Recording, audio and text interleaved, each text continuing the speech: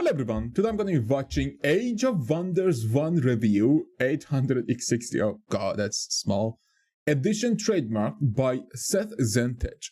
Let's check it out in the count of 3, 2, 1 and Hey go. people, Seth here. Today I'll be covering a game that's very dear to Not enough hey, let's see. Hey people, Seth here. Today I'll be covering a game that's very dear to me and also about as old as some of the audience. Age of Wonders, Never released played this. 1999 by Triumph Studios, the same guys who made Overlord, is a turn-based fantasy strategy game which still holds. Oh my god, wait a second, Overlord, is that the one that you're like a dude in a very awesome suit and then you have goblins around you doing shit?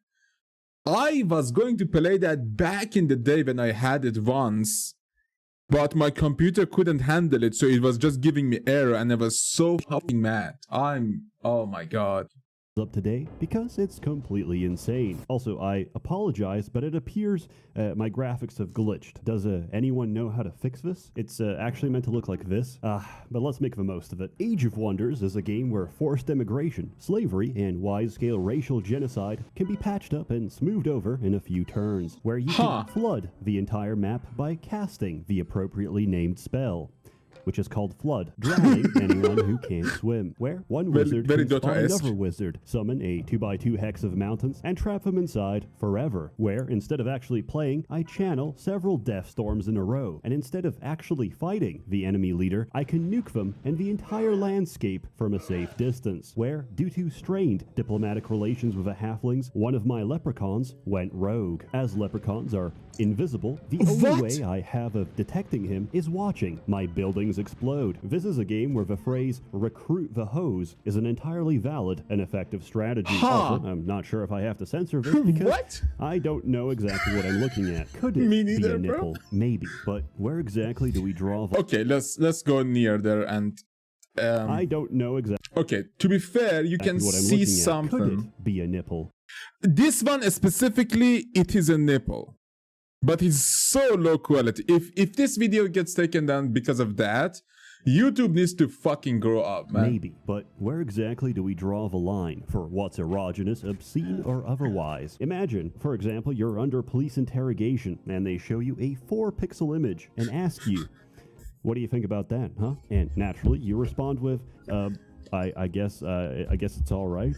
Oh yeah? Well, they zoom out the image, and it's a still frame picture of one man, naked, about to descend his entire weight upon an empty glass jar. Oh, You're no! a real sick puppy, you know that? And just like that, you become a deviant to society. You're locked up forever in fetish jail. Most don't even last the winter before getting bored by pyro. Anyway, I forgot the point I was trying to make. Let's proceed. Age of Wonders is fascinating because despite being turn-based, it is a game that stresses me greatly. That's because it can be played in one of two modes, turn-based or simultaneous. Simultaneous turns is objectively the best and most hilarious way to play the game because it completely destroys the sequence of turns, lets everyone make a move at the same time, and leaves you to figure out how the hell that even works. You could play a number of pre-made maps and download even more online, but primarily, we learn to play by playing the story campaign. Speaking of which, story. In Age of Wonders, once upon a time, everyone lived in general harmony under the Elvish court, ruled by King Inioch. Then, the humans came and slaughtered Inioch and his entire court. Naturally, this event led the elves to some very interesting political places. As in every fantasy board. This the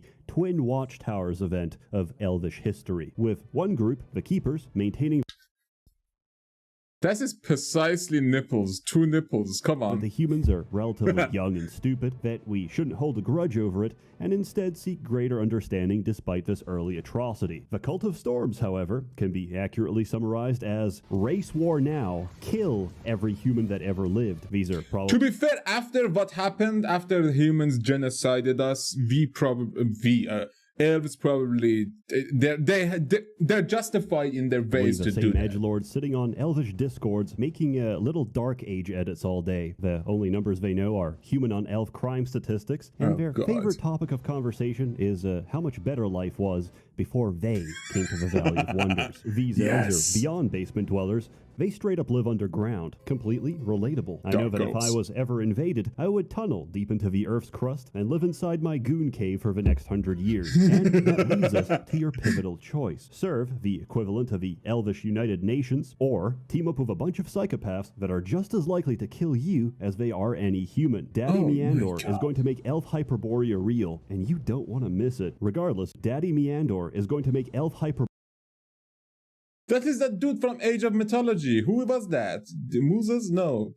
No. Oasis. Real, and you don't want to miss it. Regardless of what you choose, you get to make a custom leader with a selection of skills and abilities. You'll notice you have a lot of options. Also, you get to pick your spheres of magic. You pick free at the start, but it's also you get to pick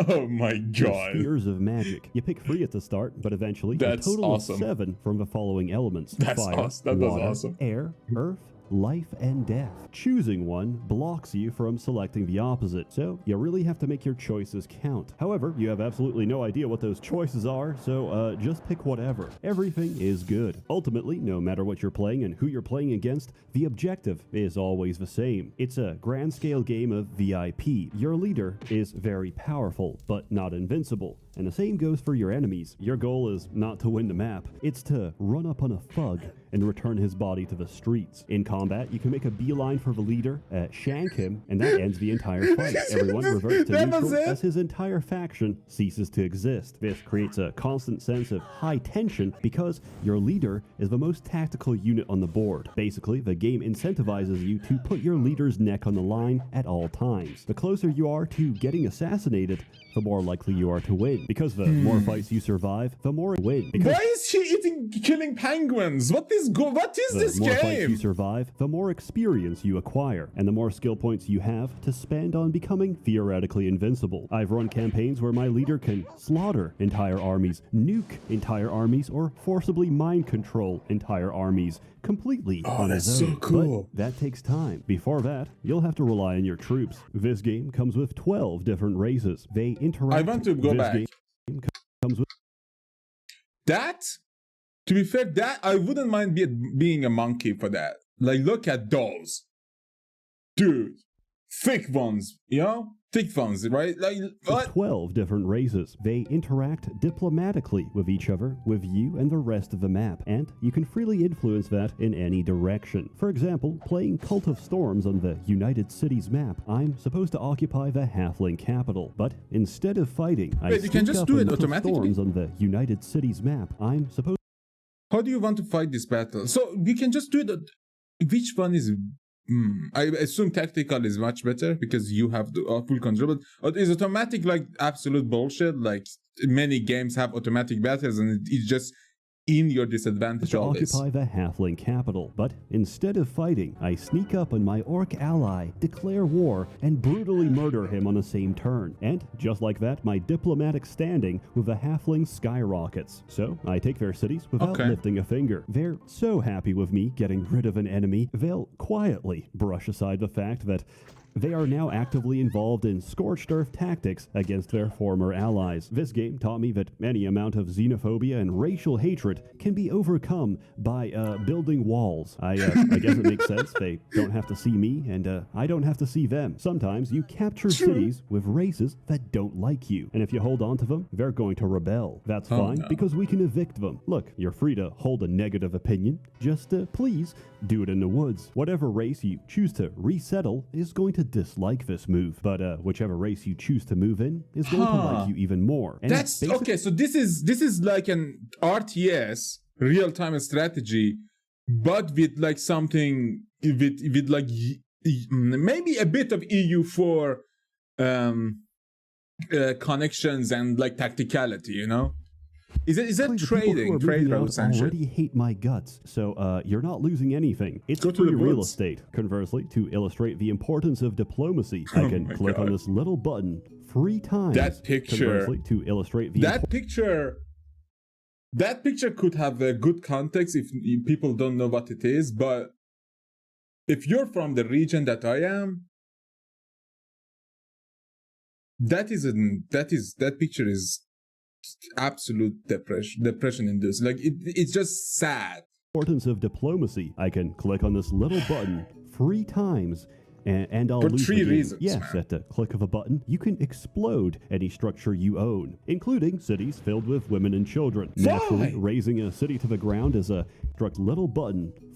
Conversely, to illustrate the importance of diplomacy, I can click on this little button 3 times and I'll lose the game. Yes, at the click of a button, you can explode any structure you own, including cities filled with women and children. Every game is like raising that. a city to the ground is a universally unpopular move. Turn enough towns into mass graves, and all your troops will disband and leave you. It's important to understand that each race isn't following you specifically. They're just serving their mutual interest, and when that disappears, so does their loyalty.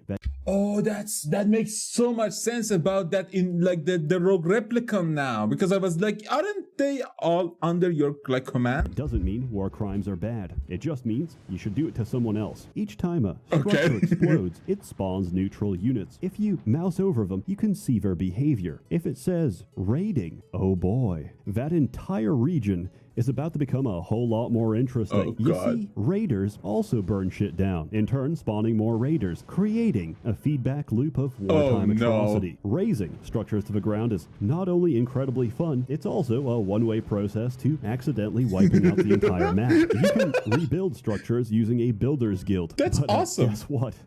This can also be razed to the ground, meaning there's no way back. So yes, technically, this is still a fantasy game, but if you want a more fitting title, it's Harry Potter and the Yugoslavic War Tribunal. Now, I've been thinking of branching out into the financial sector and I don't even know what that means. bank. But to do that, I need a lot of money. Advertiser money. Hey, let me tell you something. Me and my friends, we like to get very drunk and go on... What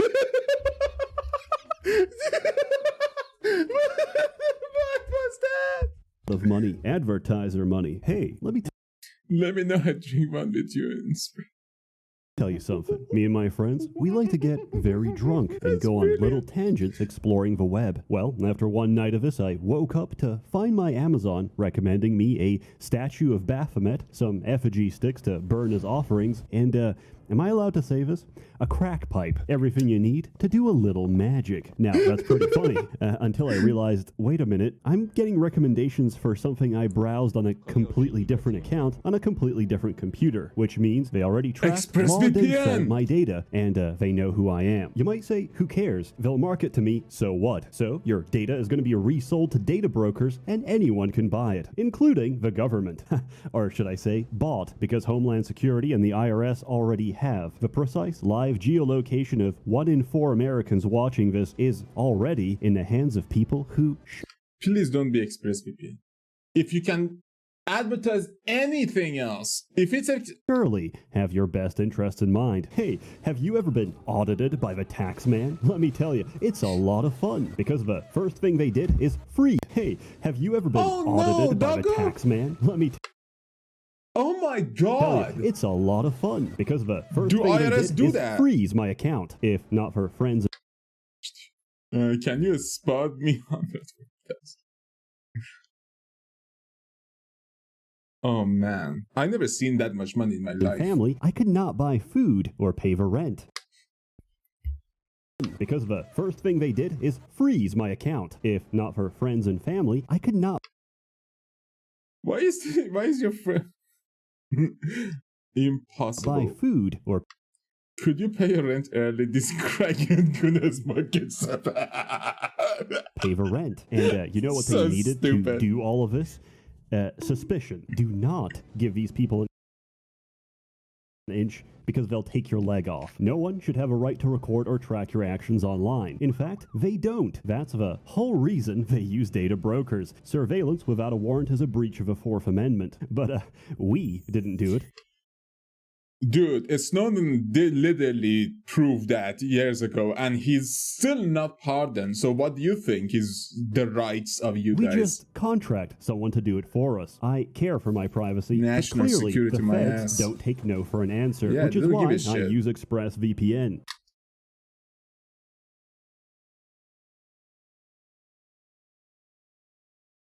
Bro, what the fuck? I mean, to be fair, Taiwan is the only country that connects right now, but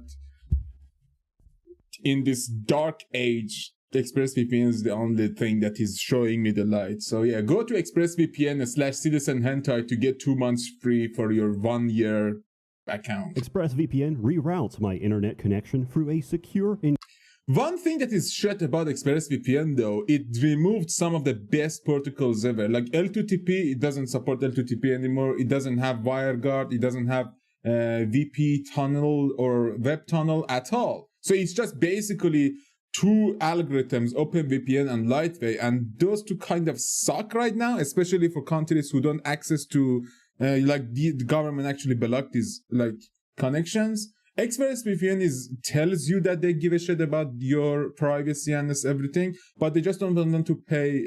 They just don't want to pay for like high CPU usages and RAM usages or like the data usages of those fucking servers, those protocols, because and they want to pass to you their fucking shitty piece of shit routers that you don't need one. You don't need their routers to use a VPN, but they want to give you one, because that's why they removed L2TP, because L2TP and OpenVPN are the most used VPN protocols, and most routers have them. I don't want to pay more to get my VPN usage by a router that I don't even know the specifics of. So yeah, ExpressVPN, what's up? Bring back L2TP. Stop with the bullshit that it's not good for security. It's really good for security. L2TP iSpec is really good. Encrypted server, so it's much more difficult for data brokers to identify or log my activities online. ExpressVPN has a no logs policy by the fact that their VPN servers run off RAM. Meaning that even if you wanted to, no information is actually stored. Yeah, because every time you restart, your RAM basically resets. I mean, your RAM resets anyways, but yeah, that's why you can't use RAM as a storage for a very long-term solution. But if you're not fully convinced, I actually have the best endorsement possible. One of my friends works in police investigation. He told me himself he knows ExpressVPN is legit because he has repeatedly sent them a court order information request, to which they must legally comply. Each time they showed their records, and unfortunately for them, but fortunately for you, each time, they showed nothing. So stop letting anyone and everyone track, monitor, and log everything you do online, because whatever unspeakable things you do... Rule 34, that shit is like dead. I'm not even using that site anymore. Last time I used that site was like a few months ago. That's between you and your God and no one else. And if you'd like to keep it that way, get ExpressVPN today. It's incredibly easy to use. All you gotta do is download the app, tap a single button, and just like that, you're a ghost in the machine. And ExpressVPN does all this with... Sure. That's bullshit. That's bullshit. Look at this. Look at this. Mister, I'm gonna chill this application. Look at this, bro. 47 minutes and it's still uploading. And this shit can disconnect at any moment. So yeah, fuck that. Slowing my connection. Sign up now and you get 3 months of ExpressVPN for free by visiting expressvpn.com/Seth or clicking the link in the description box below. Thank you to ExpressVPN. That's good. That's better than my contract. Aside from diplomacy, the likelihood of units working together is dependent on their alignment. This can be anything from good. Your life is everything. You serve all purpose. You should treat yourself now. To neutral. Your life literally is as valuable as a summer ant. To pure evil. What I need you to do is I need you to take a nearest rope that you got, wrap it around if you got a garage or a fucking stairway, and hang yourself, nigga. Jesus Christ! Why are you alive? Do the world a favor and hang yourself. I don't know, Jesus! but I think this depends on the alignment of your leader's race and how well that meshes with that specific creature. If you're a neutral race, you might be able to pull both sides of the spectrum, but the more polarized you are to one direction, the less likely it is that you'll convince and work with someone from the opposite end of the spectrum. Every race is structured by 4 common tech levels. Level 1 is your basic melee and ranged unit. Level 2 gives you siege weapons, clerics, and cavalry. Level 3 gives you specialist units, and level 4 gives you your ultimate unit. The maximum tech level depends on the size of a city, and basically if you want dragons, you need a 4-tile city. Now, I'm going to cover every race one by one because I can. Most maps come in layers: overland, caverns, and sometimes even deep caverns. Goblins pretty much own the underground because not only do they move fast and see well, they have giant beetles that can eat terrain. There's no front line against goblins because they'll just tunnel around you. Also, they have my favorite unit. Here's a montage to explain what they do.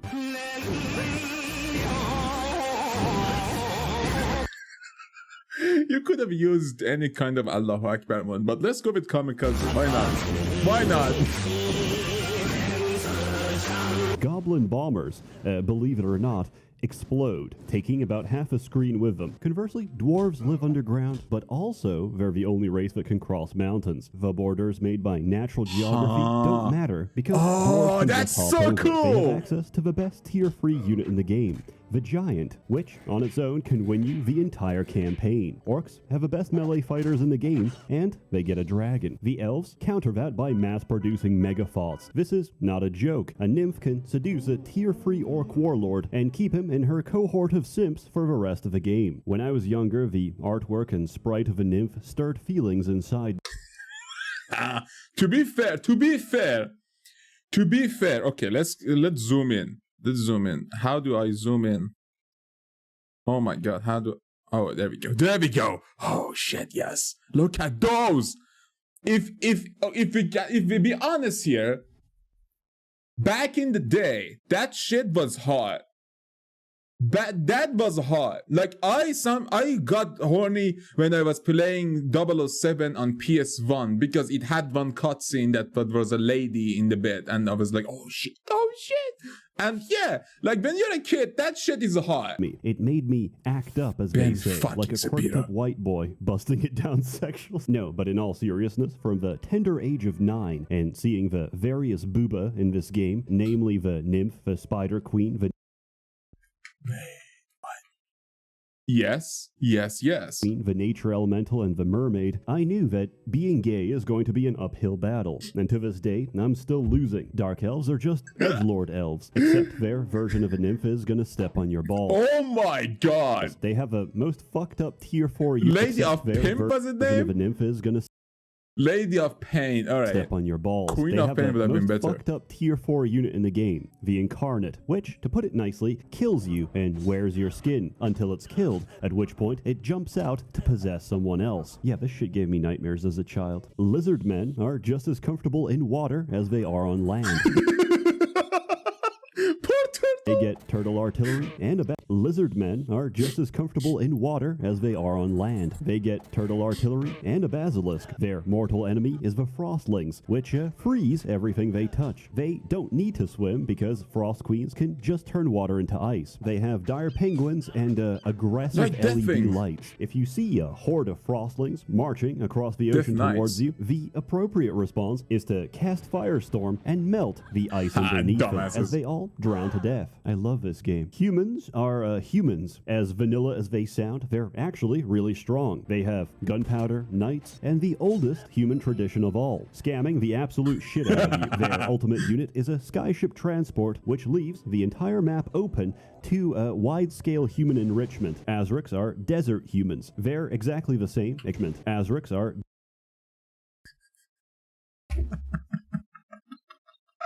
What the fuck, dude? Al-Quran. I love this shit. Which leaves the entire map open to wide-scale human enrichment. Azric. Akbar. His name is Akbar, bro. I know people named Akbar. That's crazy. Are desert humans. They're exactly the same. What the fuck? What was that? What is this?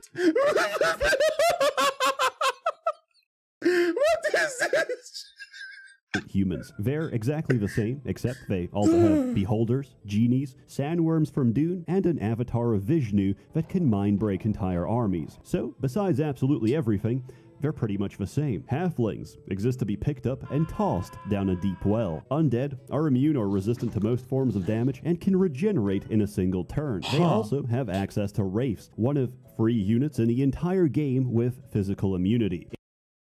So you can, oh, because they're If you ghosts. think that sounds a little busted, that's because it is. Unless he gets smacked by a priest or exorcised, that Wraith is going to decimate the whole map. Oh, and they also have a Grim Reaper. He can insta-kill you on touch. But really, the worst thing about him is that he's going to ruin all your crops. The manifestation of death is outside our door. That's fucked. And he's fucking up our corn. The Hymen, or as we're known in the German copy, the Übermensch, exist to destroy the forces of darkness. Appropriately, every second unit in their lineup can either turn the undead or deal holy damage. I don't have much to say about them, except seeing a Titan get jumped by a full stack, only to kill them on the same turn, is some of the funniest shit I've ever seen. Now, let's talk about magic. I recently found that air magic is busted. At shipyards, you can make ships, the largest of which, the Galleon, is stronger than any ultimate unit in the game. Now, normally, that's alright because they're bound to the sea, so I enchant them to fly instead. And I cast Air Mastery, which doubles the speed of anything that sails or flies in the air. My newly created battle cruisers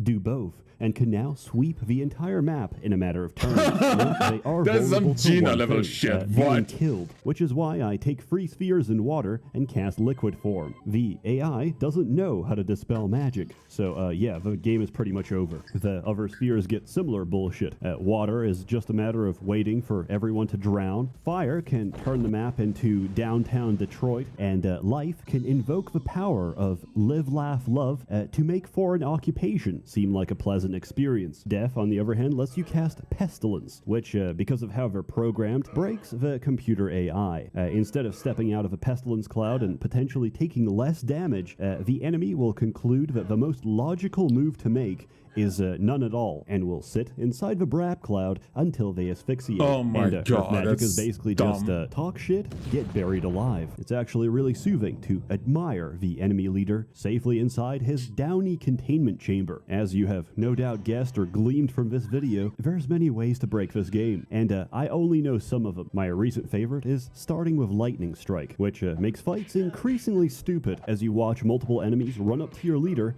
take a swing, miss, and get stun locked into oblivion. Also, I learned that unlike Seduce or Charm, which only work if a target has testicles, Dominate actually works on anything. And if you get lucky and roll a Ring of Flight, this includes dragons as well. By the way, I don't know what to think of this, but I learned how this works mechanically. I found out that men in this game are categorized as humanoid, whereas women fall under the category of creature. Regardless which side you follow, the campaign is pretty long. That's There's branching fucked up. paths, a lot of lore, and generally is just a fun experience. Spoilers ahead, so if you don't want spoilers to a 23-year-old worries. game, skip forward to this timestamp. Alright, actually I don't have any spoilers. I just wanted those people gone so we can have a quiet moment. Let's go, Anyway, bro. give it a few seconds so they think I'm actually saying something valuable. Anyway, remember Elf Hyperborea? Yeah, that kind of went wrong. Meandor tries to revive King Iniach, and it works a little too well. The star shining over the Valley of Wonders is blood red. Iniach is now an undead lich, leading the forces of death. Positives, destruction of humanity. Negatives, he's going to kill us all in the process. All in all, a mixed bag. Shit. So we They're should both probably bad. do something about it. At some point, you can escape with your people to safety, or choose to stand and fight with the arrival of a Hymen, whose name again. sounds very strange if you say it too quickly. If you're playing a is. cult, your options are like... I was curious. I was curious about that, but based on the games that he reviews, I assume Hyman means like, you know, Hyman. If you're playing the cult, your options are like, I could Hyman. join the undead, but they're probably, maybe, definitely gonna kill me. Yeah, I'm going Team Hyman. Then you win the campaign, and it's like, maybe the real Cult of Storms was all the friends we made along the way. No, it wasn't. I'm a wanted war criminal. If you play keepers and choose to stay, you and the Hymen essentially put Iniach back in the ground. Your reward for all this is a lifetime of loneliness as the last of your race has sailed across the sea, never to be seen again. Oh it's my a god. bittersweet ending, and I like it very much. You know the fable of a fox and the sour grapes? Yeah, I want to eat them because the fox and the I don't know this one. This is sour weird. grapes. Yeah, I want to eat them because they're sour. To this day, the game looks amazing. I'm running it 800 by 600, stretched to a 1080p monitor. The possibility that this knowledge is making someone very upset right now. No, that's absolutely amazing. I want to play IGI on one of these. Stretched to a 1080p monitor. The possibility that this knowledge is that making brings so someone much back. very upset right now makes it all the more enjoyable. The sprite work, beautiful. Animated dragon that follows your cursor in the UI, beautiful. I love this game. What more can I say? The soundtrack is so good I've listened to it at least 100 times back to back for the last 2 decades. And the sound effects. The sound effects are completely scuffed. Full disclosure, I think they used royalty-free stock sound effects for most of the combat, and I love it. Look, I don't need to explain why Beholder sounds like a golden retriever. I already said the line and I ain't gonna back to it. It's a feature. Critique. If you alt-tab the game on Windows 10, it's gonna turn into inverted neon purple puke. I've kind of learned how to navigate this stereoscopic hell, if only because I believe it's some kind of portal into the lean dimension. Jokes aside, if this happens to your game, giving me a it's headache. fucked. Just close and restart. Also, if you get frequent crashing with a pop-up that says like map view or show scene, there's a patch you can run to fix it. I'll link that in the description below. Nice. Finally, we have a sale on GOG for Age of Wonders 1, 2, and free. I couldn't get the expansions for free because they're really expensive, but I did manage to secure the expansion for Age of Wonders 2. They will be available for very little money. Let's see. Okay, so this game, Age of Wonders 3, is from 2014. That's a game I am actually want to play now. Because if it's the same, because the score was really good on Steam too. I don't have access to GOG. GOG doesn't let me buy shit from them, but I can buy it from Steam. Endorse every single one of them because they're great games, and I will review them when someone pays me a lot of money. Offer code FUGHUNTER goes in all fields. Enjoy. As always, more content to come, so stay tuned. A warm thanks to the many members of the Merchants Guild generously funding and bankrolling these videos, except recently because I've realized I can milk VPN sponsors instead. You're all truly wonderful. Oh my god. Have a good one. Hey people, Seth here. Okay. There was no outro. He usually would have done an outro with the OST of the game and his gameplays. That's sad. But yeah, I mean, I loved it, except from the ExpressVPN sponsorship. If you want, okay, honestly, I have nothing against ExpressVPN. It works. When it wants to work, it works, especially for people who live in like first world and like second world countries who don't have their governments blocking their internet on a fucking beam every now and then. But if you want a really, really good VPN, try Winscribe. I'm not sponsored by them. I am actually affiliated with ExpressVPN, but I really hate them right now. But other than that, if you want a good VPN, use Winscribe. They give you free bandwidth too, but it's like $3-5 a month, and it's really very much better than ExpressVPN. It's way better. But yeah, thanks for watching. If you enjoyed, please leave a like and subscribe, and for now, have a nice day and goodbye everyone.